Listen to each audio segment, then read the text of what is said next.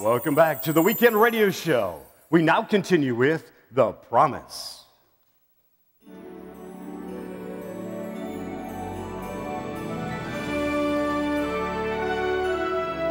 On a cool December morning, the Howard family seeks refuge inside their warm and cozy home. Surrounding their glorious Christmas tree, we find the children opening all the greatest gifts one could ever imagine. Wow!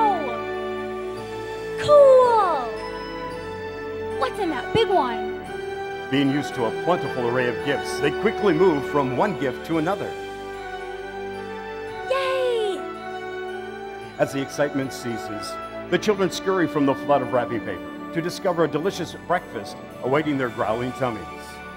But whom you don't see is Mr. Howard, for Mr. Howard was withheld from his family because of the demands of his third shift position. Sorry I'm late. But at least he made it home in time to enjoy his wife's Christmas meal. As their stomachs settle, Mr. Howard reads the kids the story of Jesus' birth, like he does every Christmas morning. However, we come to find that Christmas is not the same in every household. Some families don't even have the luxury of giving their children the presents they desire, let alone enough to provide a glorious Christmas meal. I know this season is hard for us since you were let go from the auto shop, but I know God has a plan. Maybe you'll get a call from one of the applications you submitted. Their two little daughters aren't old enough to know anything is different, but that doesn't mean guilt resides far from Mr. Parker. I'm sorry. I'm so sorry. This isn't a Christmas I want to remember. Little to their knowledge, this is a Christmas to remember. In fact, one they will never forget.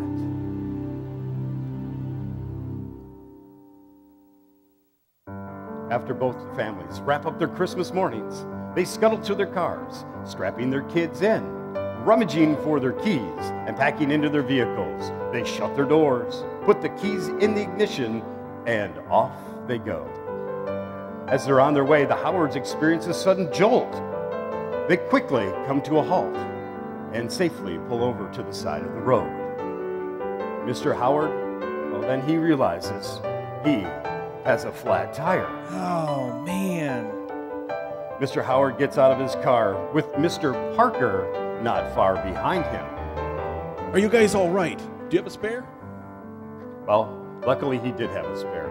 However, he had no idea how to change that tire. Thankfully, Mr. Parker was quick to his aid. There, all finished. Yeah, I can't thank you enough, but I can thank you.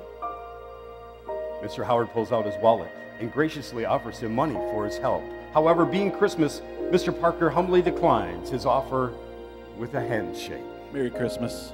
Merry Christmas. Even though they needed that money, in that moment, Mr. Parker knew God would provide another way. I love you.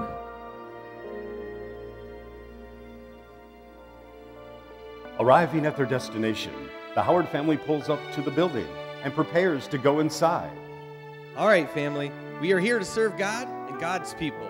We find out they've arrived at a local soup kitchen.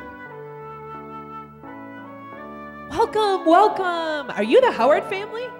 Yes, I apologize. We got a flat tire on the way here. Oh, that's okay. You're just in time before the big rush.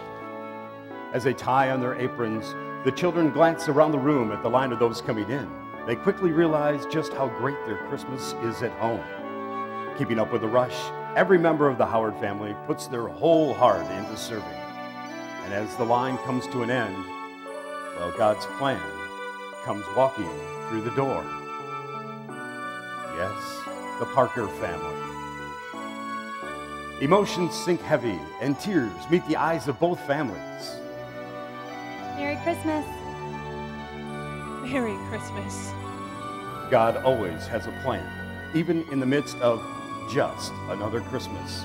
He's always looking for the willing and obedient hearts to bless and pour his promises into. Hey, you did a great job changing our tire. I happen to know someone who needs a full-time mechanic.